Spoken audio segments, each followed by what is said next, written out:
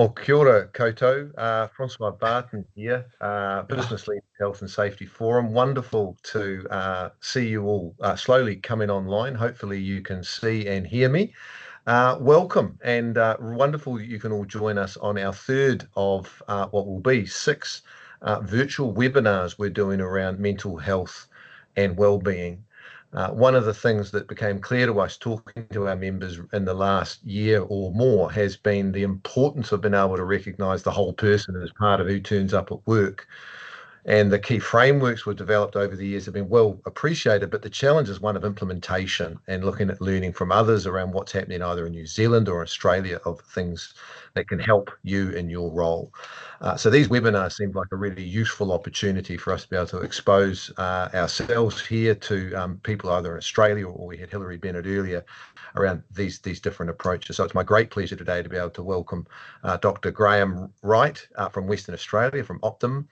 Graham and I first met in person at the World Congress in Sydney in, I think it was November last year. Graham was like me. We had a speaking role on one of the work streams over there. We'd actually connected prior, and it became pretty clear there was a range of perspectives and insights that I felt would be really helpful for us to be able to share with you all here. So that's going to be the focus of today's conversation, with also looking hopefully be able to sort of maybe include the wider head health, mental health side of things, but also very, very much start to talk about some of the physical health elements and the work Graham and his firm have done with Australian clients. Bit of housekeeping. Keep your cameras off and on mic. That's okay. We'll have questions through chat functions, probably most easier, but people may choose to use Q&A as well. We'll look to monitor those on the way through. What we've found to date is Graham and I'll just have a bit of a conversation. He's got a few slides he'll dip into to illustrate some things later on. So your questions are an opportunity to help direct and steer where we go. I've hopefully got a few ideas of some things that will be useful, and so we'll go through the conversation like that. At the end, we will be sending through a recording of this for people later, including Graham's slides and some supplementary material. So if you want to grab screenshots, feel free, but we'll have stuff that we can share with you later. And our objective is by 2:30 here. I think Graham's got toast for breakfast over in Perth. It's a little bit time difference, a bit early. You'll be free to get on your way. And probably lastly, I was just explaining to Graham that the business environment in New Zealand at the moment is tough. And I know that will be true for many of you on the call. So every dollar and every minute counts. And so your support of the forum, for those that are forum members, and your time is appreciated and welcomed. For those that aren't forum members, hope you get some value out of what you're doing and coming along today. And clearly, we're always keen to welcome new members to our wider movement. So without further ado, I think one of the things when I first met you, Graham, was this way in which you were sort of bringing data and insights and a scientific approach to ensuring, as we started to get our head around from a business perspective, both the mental and the physical health elements, that we were operating off sound insight, not necessarily just playing around. So that was a really important thing that I liked how you brought that together. Maybe to kick us off, it might be helpful, Graham, just to give people a sense of, where have you come from? What's your background, and a little about Optimum and the work you do, and I guess what are you seeing in Western Australia more broadly, and from there we'll just continue the conversation. Yeah, look, first up, a big thank you. I know it's always cool, in the middle of cricket season that a Kiwi invites an Aussie to come and have a chat, but I am delighted to accept the invite. Also to Kate and Summers for their work in the background, and hopefully we can get them on air at some stage later in the session. Look, my old man had his first heart attack at 53. And when he was in the workforce, there was nothing that supported him. There was no data on him. And the impact on him financially, the family. I grew up in a bush town in New South Wales. And for those familiar with New South Wales, you might have heard of The Dish. That's my hometown. So if you ever want a good movie and Australiana represented, go and get The Dish out. So once he's had this first coronary, it was quite obvious that there was no support, there was no information, there was no evidence. And then what we found I guess as one evolved in my thinking, was that I saw a lot of organisations believe that they knew what to offer their employees. So they started running stress management courses, or they started running neck massages at lunchtime, putting fruit bowls on the end of your desk. And it got to me that really we had that arse up. That's a technical phrase, Francois, meaning backwards, because the data really needed to come from the employee, from the people that would be benefiting from this. And whilst we know subliminally it would impact on business and costs and expenditure, it also meant that we needed to change the direction from which this data was actually recorded. And I don't think there's any person alive that would spend money in business without actually first finding out the background, do your due diligence, and then you make the commitment. And yet, for some reason in the world of health, safety and wellbeing, that wasn't my observation at all. In fact, it was back to front. So we have these crazy things like a year's calendar. Why have a year's calendar when we haven't got any information on the people? So we went about setting, I guess, a set of processes in place where we could actually get that data and change the direction from which the data was received. So it then meant we would ask the employee a whole range of questions or profiles or interventions, measurements, whatever way you wanted to collect the data. And from there, you could then develop an approach. You knew exactly what your benchmark were looking at. And hopefully later during the session, we'll show you how we've been vindicated in that approach, because not only have we got data, in fact, we've got over 250,000 data points on Australian workforces now. So we're in a position to make some statements, and yet the intervention or the adaptation to this, meaning the action, is still a struggle. It's still a struggle because for some reason, the penny hasn't dropped yet, and it will, unfortunately, because on 1st of July in WA, the psychosocial implications to do with workers' compensation will be implemented. And I think we're looking at a bit of a tsunami over here for that. So the science became part of the way that we saw science and safety, health and well-being. And we're dealing in areas, Francois, I think, which most people across the planet find hard to quantify. How do you know if someone's anxious? You don't. You've got to actually ask them. It's a bit like blood pressure of yesteryear. How do you know if someone's hypertensive?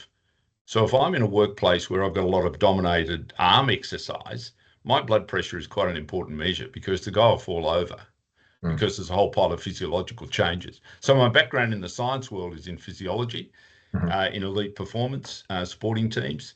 And I just see that we're dealing with corporate athletes now, and we need to accept them as that, because they're the reason our business is going to keep flourishing. A long-winded answer to your question, perhaps, but it sort of framed it up.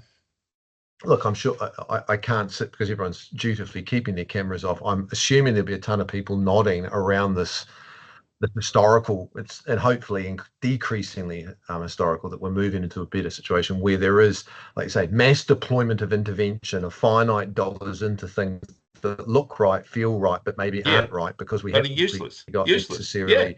Yeah. And once the money's spent, it's gone. And like, as I sort of started off with, obviously it's a tough environment. So in terms of, we're both talking physical and mental here in terms of the sorts of insights you look to sort of benchmark and capture. Yeah, I think initially we needed a proof of concept to start with, to say, well, because this is quite new in Australia, bizarrely, if I'm doing a health and safety qualification of some sort, humans aren't mentioned. Let me say that again. Humans are not mentioned. We paint machines, we put flags up, we've got spinning yellow lights, we've got lovely things all in straight lines, but humans aren't mentioned. The greatest risk we've got in the workplace, I believe, are humans. And yet for some reason, our focus on health and well-being has always been around this fluffy, feel-good, hard to measure stuff.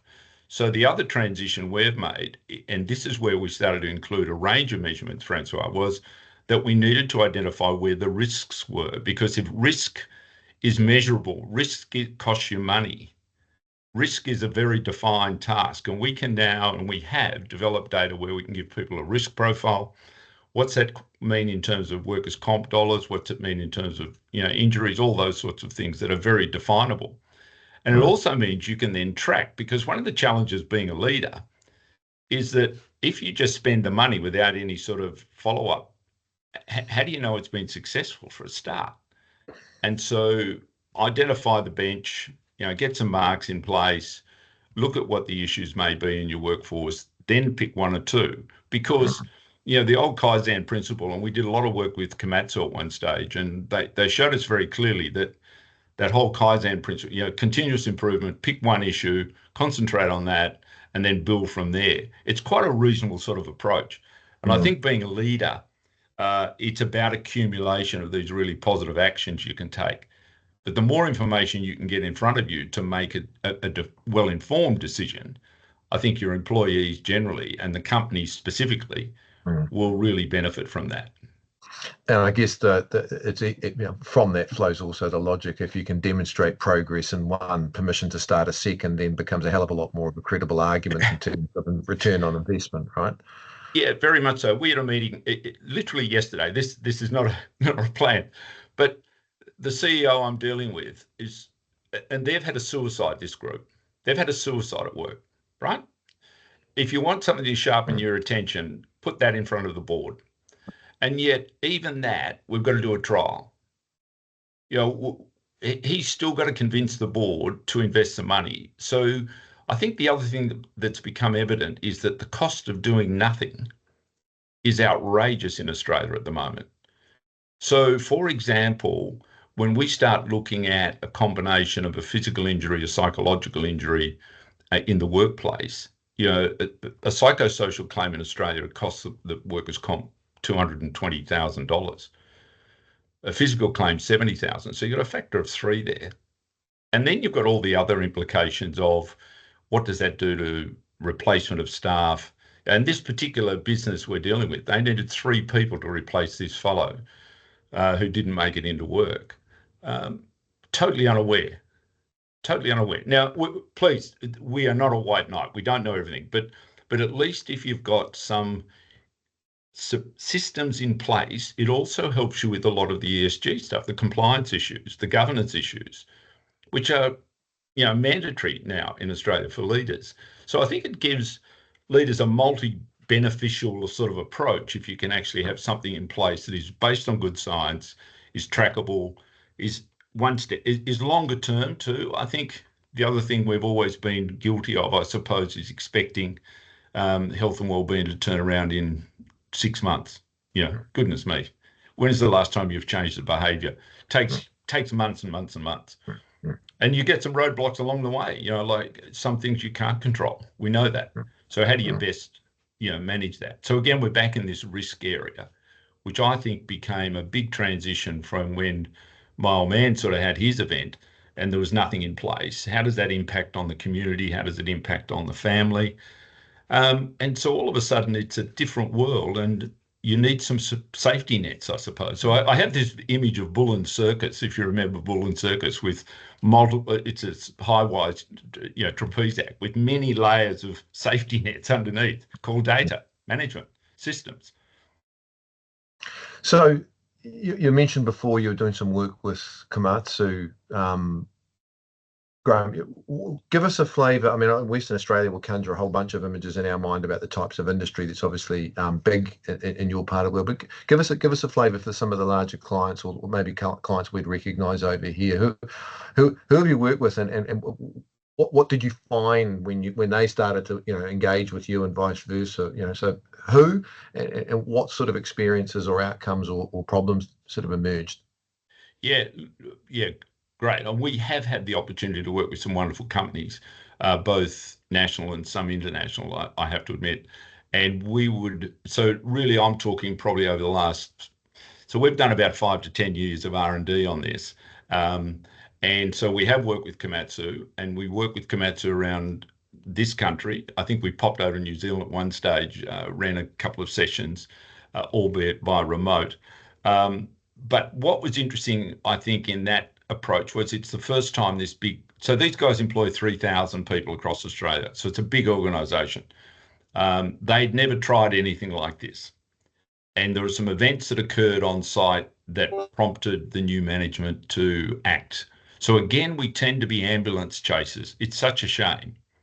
We're reactive still. And so the big factor that we found was we're in 28 of their branches around Australia, all around the coast. And so the biggest issue we found was that who was running the branch, who was the leader in the branch, who was the branch manager?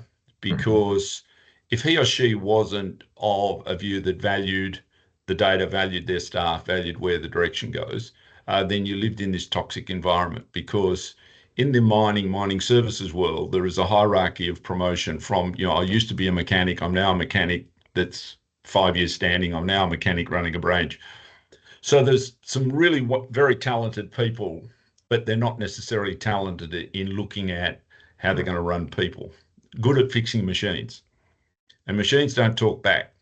So what we're interested in, I suppose, is this total worker approach, total worker health approach, because what we have found is that in all the groups we've dealt with, including Komatsu, and we did some work with Boral for a long time on their truck drivers, we can actually respond. Once you get the data, you can actually respond specifically to the issue. So the Komatsu thing was really about leadership in these very remote. So Australia's a big place. So some of these guys are running very significant businesses, 3-hour air flight from the major cities. Incredible responsibility. And so that when they support their works and their community, local community, all the sort of stuff that I brought up initially, then I get all that. And it's delightful working with those people because they're looking at embracing the whole range of things.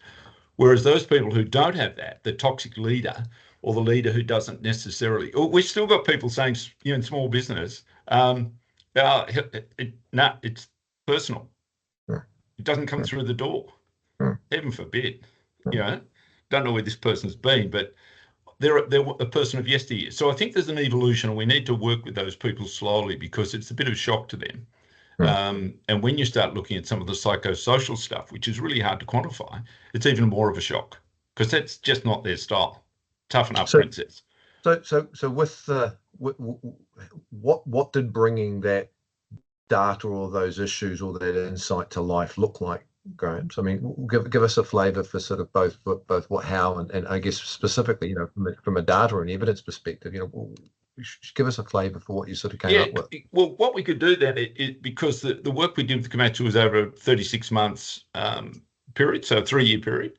So we could actually then show those, and because of the database, we could compare and contrast different sites, different states, all those sorts of things. Some flourished, some struggled, particularly, and this was during COVID, remember?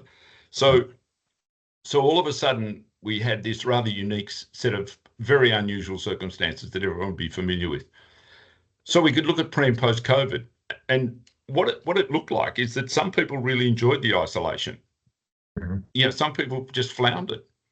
So again, it identifies this individual difference, Francois, that I think we need to spend more time looking at rather than generically say, let's run a stress management course or let's get everyone around and meditate.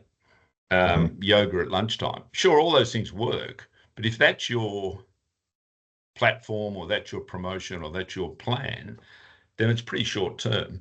So what we were showing is that people could bring about some change in these areas to do with health and well-being, physical health, psychological health, because the support was there with education material. We ran different ways of communicating with these people online, text messaging or interventions on site. And so each state had their own, if you want, major contributor. So one of our guys would work directly with each of the branch managers. So it became quite a personalised approach rather than this generic, it's all on an app, no humans involved.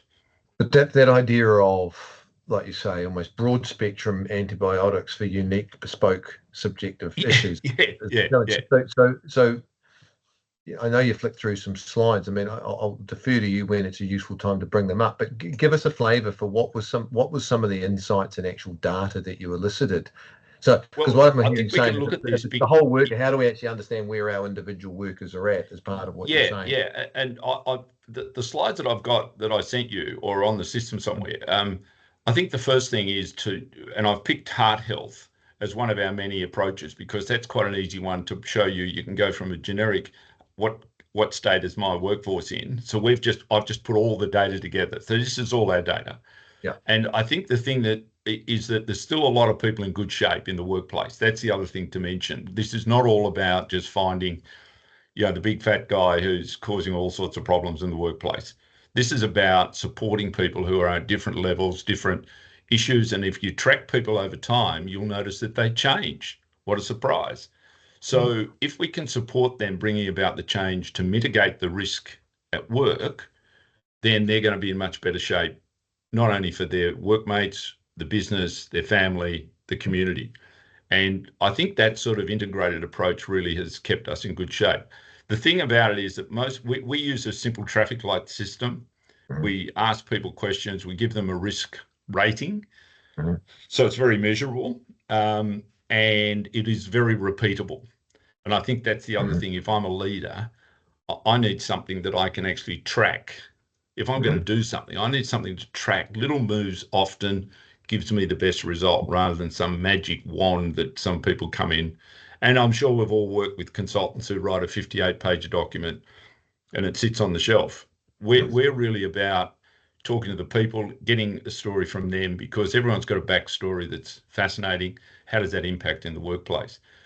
So when we look at some of the data, you can actually see from a heart health point of view that we're spread pretty evenly. About a third of our population are in the high risk group. A third of the population are in increased risk, but a third of the population are in the green and the healthy risk. And then from there, you can actually start to see that if you pick each of those risk factors, you can actually start to compare and show what it looks like on their workplace. So general information, looks like we're getting some slides. Here they come. Yep, let's go to the next one. There it is. Right. So that's the sort of grading across age range. And so, Francois, if you can see the red zone, and so we've got potentially 5 to 6 generations of people in the workplace in Australia at the moment. So from 15-year-old apprentices, 16-year-old apprentices through to 65-year-olds. And you can see the red zone increase significantly. So why would you be delivering something to the 16 to 19-year-olds that is not applicable to the 60-plus-year-olds, for example? So when I look at the New Zealand population spread, then most of your people, or the biggest group for you guys, are males and females in the 30 to 35-year age bracket. And you can see there that 30% of that age population in our data are in the high risk group. So it's a major risk factor. It's still a major killer. And yet for some reason, we're spending a lot of time chasing sharks in Australia and everything else that can kill you, whereas we lose 1,000 people a week from heart disease. Not mentioned.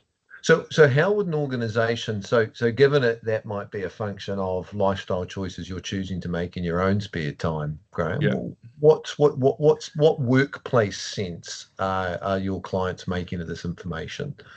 And I'm mindful here of, libertarian views on individual responsibility versus organizational overreach. I mean, so what's the type of action that these insights can provide some of the companies you've been working with?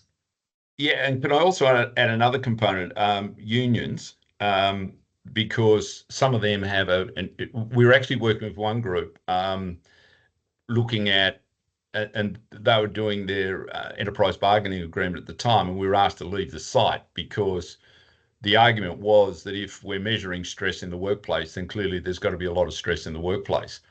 So I think we're going to be careful with data and how we interpret it. But what we're trying to look at is the trends and how you can mitigate some of these risks, because we know that if we can go to the next couple of slides, if you don't mind, we can just go back one. Yeah, so this is a complicated slide for some, perhaps, but it's actually looking at heart health. We know there's 8 or 9 factors we measure. Where are the risk factors? How many risk factors do so in this particular database, there's over 3,000 in this, 12% of the database have got 8 risk factors. So I'm looking at the graph on the left-hand side in the red zone. Holy smokes. They're powder kegs. So what do we need to do? We need to show them the benefits of adjusting. We're not asking them to become monks. We don't want them to go to a monastery. All we want to do is for them to realise that they can manage their own risks a little better, and that will be of great benefit to them, their family, the community, the same sort of line. Mhm. And so, and then, when we look at what are those risk factors, then you'll see that the one on the right-hand side sort of gives you a breakdown of those particular risk factors and where the issues are. And you look at the systolic blood pressure, diastolic blood pressure, because hypertension is still 40-odd% of our workforce deemed to be hypertensive. So in medical terms, that means 140 over 90 blood pressure or in excess of that. And that's an enormous number when you're looking across a whole range of workers. So if we go to the next slide, we then started looking at this wonderful thing called head health, Francois, and depression, anxiety, and stress. And no rocket science here, but if you look at the column on the left, which is the younger population, you can see that 20% of them are in the severe or extremely severe category for anxiety. I mentioned that we collected data during the COVID period, and we saw a 160% increase in levels of anxiety. Mm. So we know, and if we broke that down, I haven't done it in this, but if we broke it down to genders, then the female certainly presents a lot more in this area. One, they are more willing to say they are anxious compared to blokes, and by definition, they are. So there is a changing pattern again across, by the time we're 65, maybe anxiety is changed. But if we go to the next couple of slides, you'll see that the stress issue, for example, so this is depression and stress. Depression on the right, because in WA, Western Australia, up until this month, everything to do with head health had to be recorded as stress.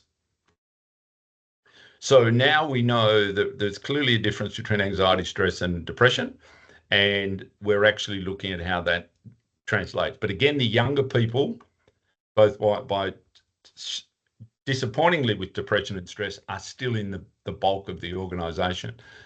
And the point that we make to businesses, Francois, to try and get some traction here, both with the individual and with the business, is that these people are going to be in your workforce for another 20 or 30 years.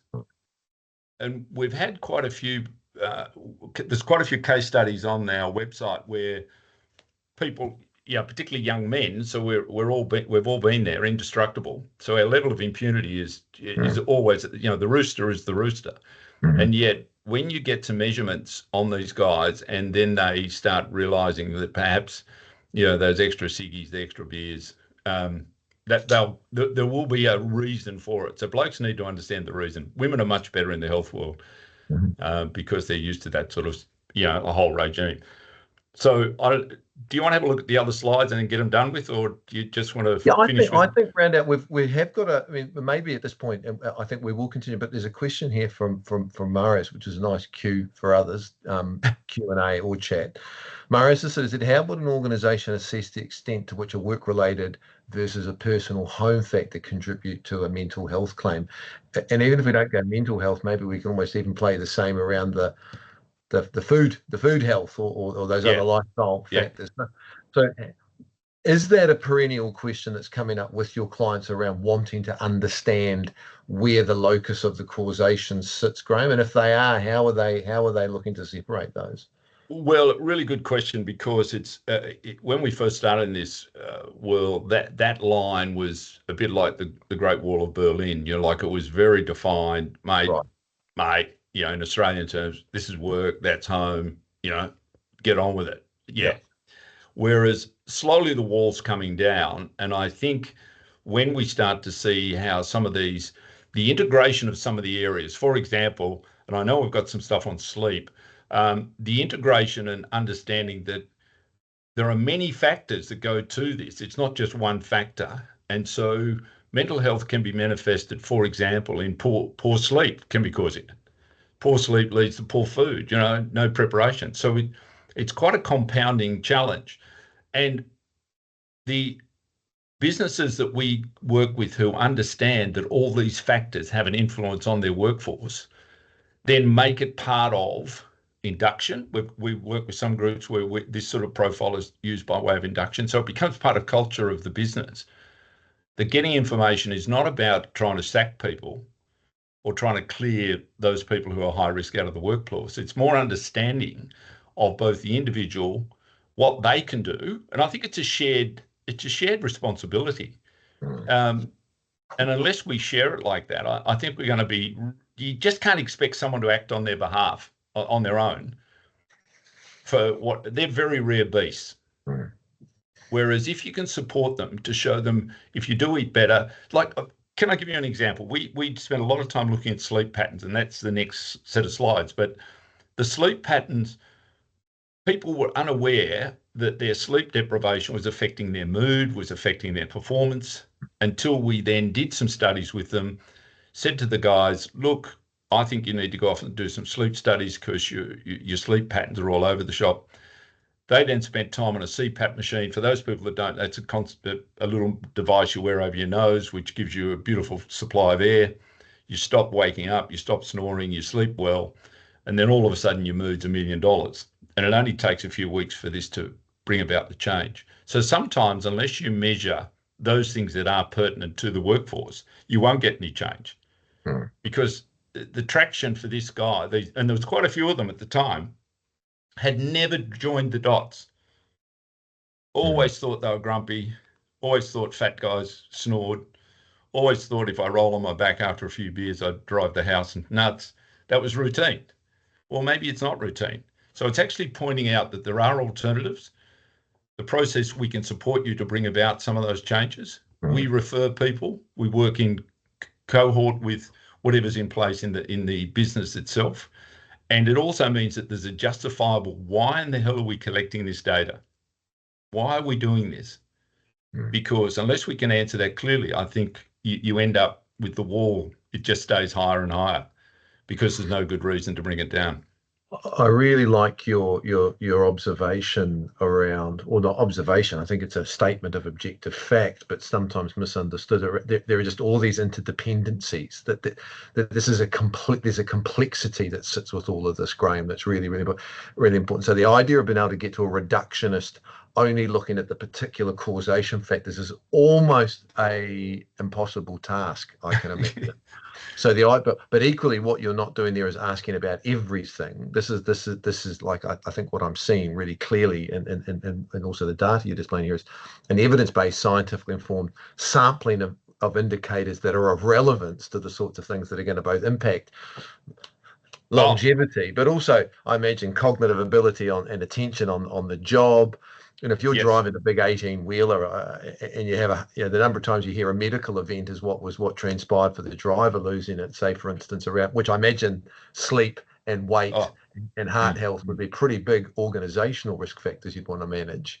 Very much so. And I think also I think it's the implication, if you look at the difference here, people think they're getting good quality sleep.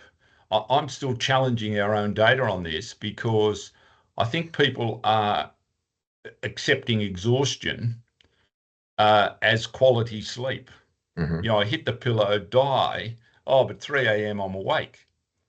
Or I can't get to sleep, I die at 1 o'clock. My God, I've got to get up, And so I think when we look at the quantity of sleep, and our profile for quantity is between 7 and 9 hours, then again, you can see that the changes are significant. We've got 40% nearly of our workforce in the increased risk or high risk zone turning up for work.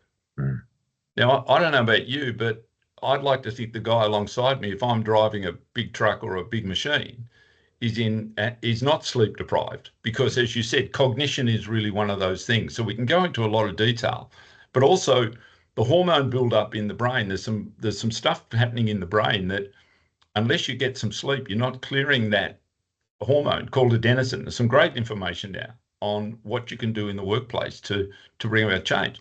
And so, and I know Summer will be delighted at this, because I've actually suggested to some workplaces that we have sleep hubs. We give workers a 18-minute nap.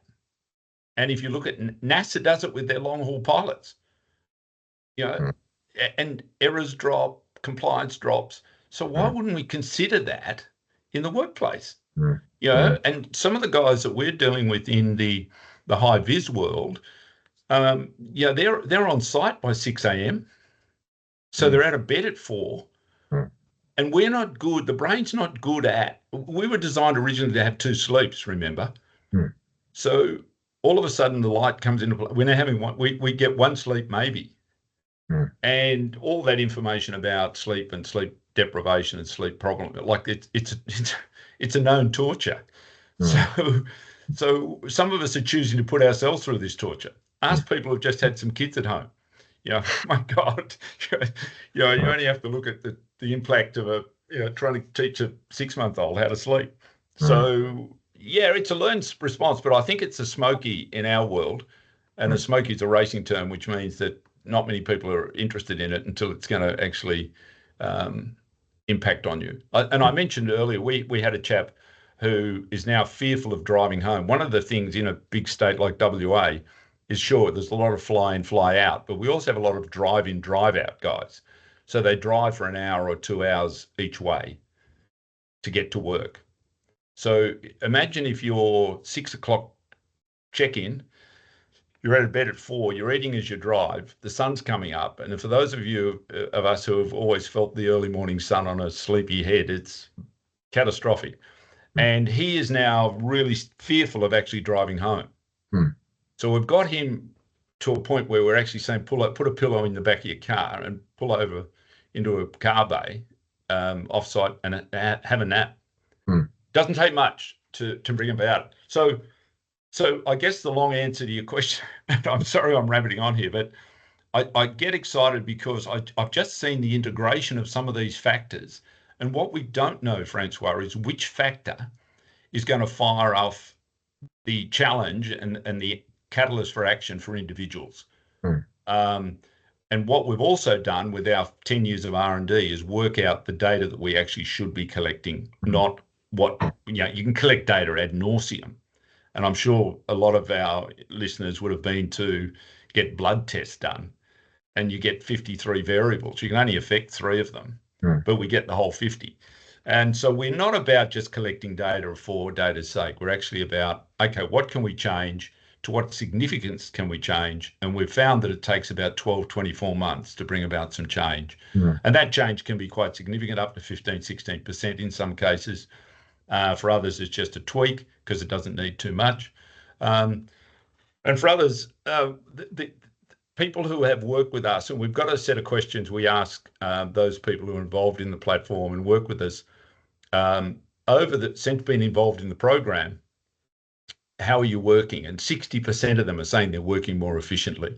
60%. So it's a reasonable sort of double whammy for a leader, where they can have an introduction of something like this, fairly low key, low cost, easy scalable, easy to use, very clear, but you can get not only individual change, which then compounds to a positive risk reduction. So our TRIFR rate, for example, when we work with Komatsu in one of the big branches, dropped from 12 to 2. So TRIFR is a total reportable injury frequency rate. It's considered a swear word here at times. Is it? Because? Yeah. Oh, I think these questions are materiality. I think it's an inevitable measure that we use. So don't get me wrong. I'm not saying it doesn't have a story to tell. I think it's when you've got directors and executives using that as their sole compass bearing. Yes. I'm with you. And that's why... I was just providing context because I could almost hear the screams from some of our calls. I just giving you the chance to just give you some context. Yeah, no, that's good because, we don't, I think if you're dependent on one variable, it's a bit like an individual. Just think of everyone else. I mean, think of your own, why in the hell do you just want to lose weight? Why in the hell do you just want to lower your cholesterol? It's crazy because it takes good food, it takes good sleep, it takes hydration. And we're still losing people in WA in this heat because they're not drinking enough fluid. Can you believe it? Hydration. I mean, look at Michael Mosley recently. Just wanders off. Amazing. I mean, this is 2024 and we're still talking about drink water. So I think we don't want to get too complicated. And I think also we've got to be fair and put the whip away. And I talked to a lot of leaders about don't bash yourself up because this is going to take a while. And you and I have discussed the first high-vis steel cap, story from physical safety, which probably happened 50 years ago, and we've still got problems with that. Not everyone complies. So what we've tried to do in the impact is actually look at those things that, in addition to just one variable, what is it that you can actually build a case? There is a leave reduction. So there was a 400K saving with one of our clients. We've saved lives because we had a mental health program. We introduced a different way of running a mental health program where people could talk directly to the providers, as distinct from going through all the triage stuff. Young people use their phones for every other. They don't use it to call people, they use it to text. So we put a whole texting system in place. We pick people up because of early signs of heart disease, which just again mitigates the risk of the business.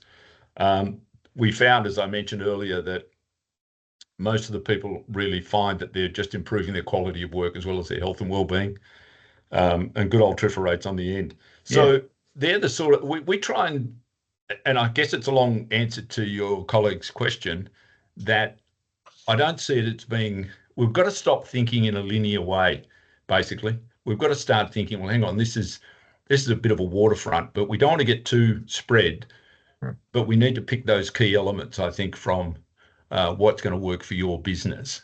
And that's why we spend a lot of time talking to the business before we start talking about how we're going to do any intervention. Yeah. Actually, Summer, could we just drop the slides now, just so I can? I just want to gaze into your eyes again, Graham. Well, one should from afar.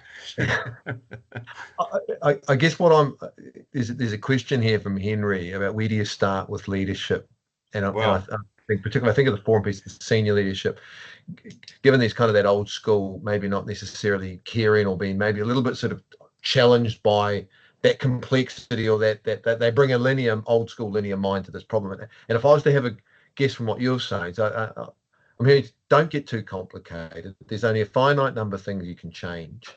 Get clear on what those things are so that you can actually prioritize and focus your effort. I mean, that's part of the framing or the way in which you try to say, we're not trying to boil the ocean here. That's part of the conversation, I guess. But I'm putting words into your mouth. What would your answer be? No, not at all. Because in some cases, no change is sensational.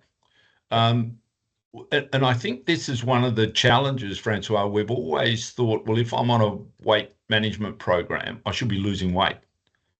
The hardest thing to do is to maintain a weight. So sometimes no change is great. And we know that life is a terminal condition.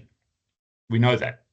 So what we've got to do is sort of push that bit out and just accept that there's a lot of information that we can get and share with people if there is a reason for it. So we get back to, what is the risk? Why in the hell are we doing this? And what's the implication? And if all those are very positively answered, so at a board level, the conversation would be different to the health and safety guy, and then the leader, CEO, whomever it may be, has got to look at, well, okay, where can I actually understand most and get best bang for buck? But I think it's more about small steps often. Good leadership is slowly shifting the boat. It's not just, if you turn a boat around in a storm, it goes belly up. Whereas if you just gradually work your way through the storm, you can actually come out the other side. And so it's that slight change. And then we work with people to identify where those changes are, because some of the changes are bloody hard. Let's get some easy wins first. Get some momentum. And in Australia, the best indicator we have is when I go and talk to groups, that initially there's lots of arms folded and legs crossed and furrowed brows looking at me. What is this turkey in here to talk to us about? And then when they realise that, in fact, we're getting data, we're actually working with the group, we're reporting the information back to the employee to say, this is the wonderful things that are happening. You've got an opportunity to actually be part of something pretty unique here, because not every organisation is doing what we're doing or what we're offering. But those who are thinking, okay, there's more to this, and all of a sudden you've got an external provider helping you. I mean, when was the last time you pulled the engine out of your car because you wanted to take it to a mechanic? You take the bloody thing to a mechanic. You pay the money, you accept the price, and you get on with it. And you believe, I just want people to believe that this will actually work, because we've got the data that shows that it can. They don't have to understand it just yet. Mm. Just believe it, because the process will work. We've done the R&D, and we've picked the profiles and the information that are quite robust and have a big impact, we believe, on culture of business, productivity, absentee, all those sorts of things. I think another thing I heard you say there, probably just building on what you suggested, and I think I recognise what you're saying in a context on the nature of the number of conversations I have, given my role. Going to Henry's question, what do we need to do to engage or influence that leadership? Leadership's about context. So being really mindful of what's the context for the board or the exec is going to be different than the context for the front line, and which is exactly what you said. But I can imagine from a board's perspective or a chief executive's perspective, we've got a guaranteed aging population. So the workers you've got, there's going to be fewer coming in and more leaving. So there's a workforce sustainability argument there just around continuity. Yep. There's obviously a whole lot of risk factors of both cognitive loading. So framing and engaging on the right relative context rather than having, not that anyone on this call would do it, and is the cookie cutter presentation of everything to everybody. Yeah. Because I sometimes think, I'd be interested in your thoughts, that sometimes the well-being conversation often comes from a hand-wringing sense of genuine care, which is wonderful. But if my board context is we've only got this amount of budget to execute a company strategy, hand-wringing can sometimes almost be more of a dampener than an engager. Yeah, and I get back to the point I made even with the sign up we had yesterday. The CEO I'm dealing with, when we asked him, well, what's it going to look like when this 6 months, 12 months down the track, then he wants metrics, because the board needs the metrics. So for whether it's right or wrong, that's what he needs. The fact that your blood pressure may drop will be, but how does that translate to a metric? Is it a risk? Is it a leave pattern change? Is whatever it happens to be? Now, we can work with him on that regard. We've got others who are just introducing us because for the last 2 years, they've worked their workers to the bone. They're really, we'll work with a big feed group, and there's been no rain here in WA until the last month for 7 months or 8 months, no rain. So the farmers and everyone else who's feeding stock are depending on these guys to make the food and deliver it. So they're hand feeding stock. So these guys have just been working 24 hours a day, literally, for 2 years. So we came in as we need to acknowledge you, thank you, and also support you because we know we've really made you stretch. So what's the implication of that? And so we've got different horses for courses. And I think one of the things about having really good science, Francois, is that good science underpins most changes in the world. And some of those changes take funny courses.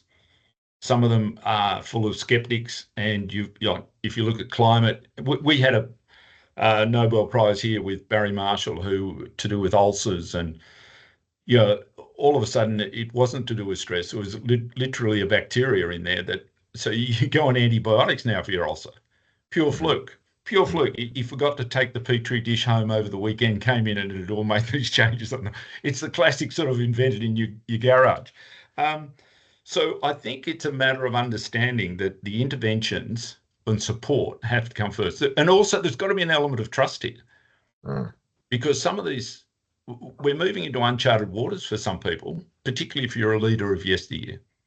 And we just need to show them that process can actually work. So they've just got to look at the systems that are actually in place that can show the evidence. But your point's well made.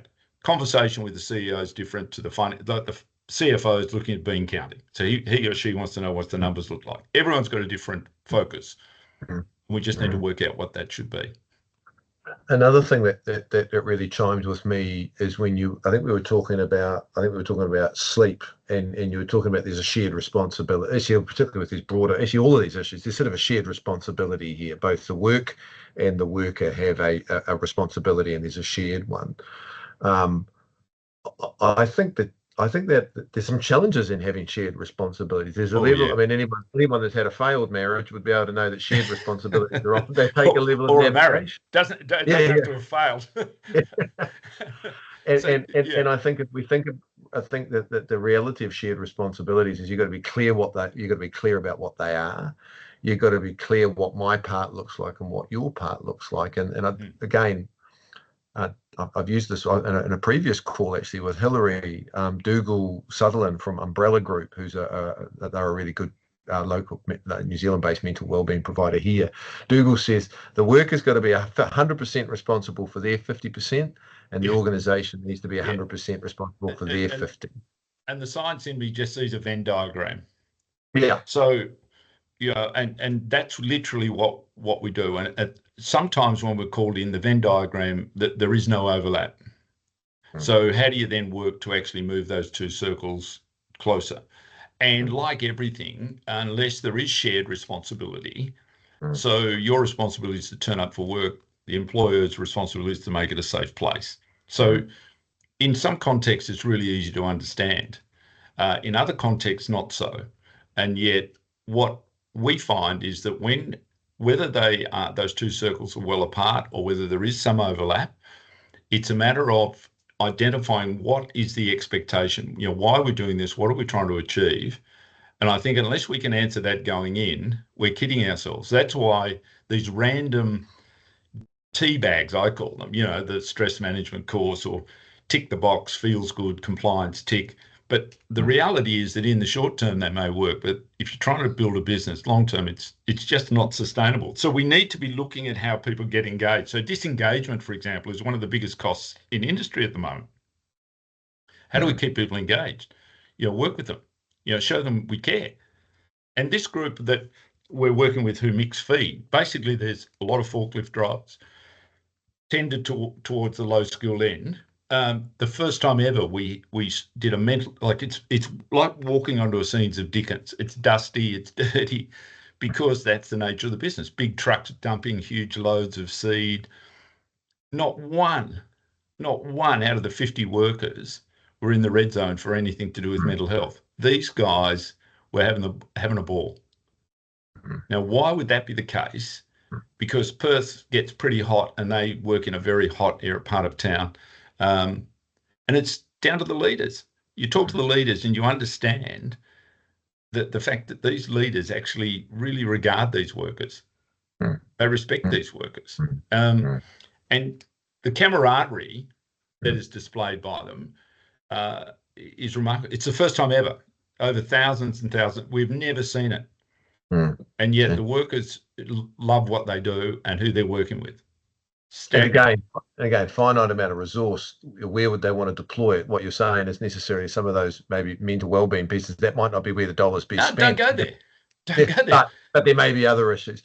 I just guess I'm just conscious of time here, and I almost come back to Marius's earlier question around that personal home versus work type piece. Again, I think that shared responsibility. Well, years ago we did some stuff with Drew Dawson. He's an Australian-based sleep expert, and he talked about work-related fatigue as a shared responsibility. Work's got safe system of work has got to turn up and work. He said employees should always have one extra responsibility. He said they need to be able to have a system to deal with people being tired. But if we don't have language, if we've not, so between both Marius and Henry's question around that engagement, we've got to be able to frame this for leaders. I think we've got to be able to give them some language and it's a shared responsibility, not because it feels good. It's a shared responsibility because that's the reality of the game we're in. Yeah. Well, we're in a game where the workforce is aging, as you said. The workforce, when I look at the profiles across any work span, so I'm talking 5-6 generations of workers, there's very little done. We have these things called pre-employment medicals over here. And honestly, I've been a critic of those for years. It is, you pay a fortune, some bloke says bend over, your back's good, your file goes on the shelf, never to be touched again. Like it's such a magnificent resource. So what we're trying to do is show that you can benchmark the workforce, but then identify where some of those aspects need to be shared. Because if Fred's sleep patterns change, what's happening, Fred? Oh, maybe there's a new bub arrived. Maybe there's some hassle. Everyone's got a major issue going on in the background we don't know about, which is our standard operation, and find out what that may be. And as an external provider, we get that delightful opportunity where on a regular basis, we can come and people can talk about themselves and what the issues really are, because some of the issues that are reported to us, whilst very confidential, are not going to be reported to your HR manager. They're clearly not going to go there. So there is this disconnect still. And our approach is to try and show that if we all work together, and we too, as an external provider, have a responsibility to both parties, and also will achieving a couple of steps closer to whatever that outcome in the most cost-effective way. So if you don't do anything in the world we live in, it's going to cost you, we reckon, roughly about $1 million a year. Yeah. A claim each, absenteeism, $1 million bucks, bingo. So you can please yourself. So the board's interested in that. The guy running the operations manager couldn't give a rat's. He just needs to make sure that the production's kept up to speed. And what do I need to do with that? It's exactly what you're saying. I think it's more complicated than just linear. Hey, this is what we need to do. Let's go back a step, work out how we can work together to get the best outcome for all parties. And that to me is where it goes. And if I think of my old man, that heart disease at 53. So normally in Australia, 70 odd years of age, your first heart attack. So he's 53. And so that whole support system just needs to be part of it. And that's what was motivating us to put something in place that people could be supported. And evidence, I'm a scientist by background, and I think it's amazing when you look at the science, how it actually impacts some decisions. And it will help people make much better decisions, particularly with finite resources like dough. Graham, I think that's a really beautiful. It's a full circle in a way, finishing with your dad's experience, both as a motivation, but also as I think a sign of where we are coming to more broadly. And again, I think that idea of how do we open our mind to these shared responsibilities. I loved your view of keep it simple, identify a few things you can change, pick one or two and move forward. I think this idea of think big but start small is a wonderful call out. So I've got a few closing comments. I just want to say, Graham, thanks. I know it's taken us a while to get here, so I really appreciate the opportunity to connect. Good wines take ages to mature, Francois. You know that. Right. Well, hopefully we get to enjoy one over here if we can get you over here at some point. Well, happy to accept an invite at any time. Yeah. Nice. So look, Graham, thanks very much. I really appreciate it. Right. For everyone else, we're going to have Graham's slides and this recording available after. So there'll be the opportunity for you to dig into and maybe even use and repurpose some of those evidential slides that Graham shared that could be quite useful to illustrate your wider points. Kate has actually prepared a poll we're going to put up. As I indicated, this is a 6-part series that Graham's the third. We're now looking at what are the subsequent topics we'd like to focus on. It could be either a forum member who's done some interesting things. It might be a particular expert or a range of particular challenges or questions you're interested to tackle. So please fill that out to help us go what's next. I'd like to indicate, again, thanks to those forum members that support and enable us to do what we do. I appreciate every dollar is precious, so your support really lets us do these things. For those that aren't, this will be the last of the public ones of these. We are going to be looking to move to a member-only member registration access to these webinars going forward. So if that's an additional reason to consider joining our movement of chief executives and senior leaders, let that be, hopefully that helps. In terms of some upcoming forum events, we have the public release of the second forum State of a Thriving Nation report with Shama Jacob in August, both in Auckland and Christchurch, so keep an eye out for that. And hopefully you've all seen the forum's recent task force bestseller, Been There, Not Done That, with the upcoming consultation period being undertaken by the Minister. It's really important you and the forum and all of us have our say around what do we need for a healthier, safer, more thriving New Zealand. Our report hopefully gives you some material to use. If you'd like to engage with me more directly on that report or what the forum's doing around our own submission, please just keep an eye on your email or reach out to me directly. I'll just echo Graham's earlier. Thanks, Kate and Summer, for what you always do, making these things work so smoothly. Graham, lovely to see you again. Everyone on the call, thanks very much. Have a great afternoon. Okay. Thanks, mate. Cheers. All the Bye. best. Cheers.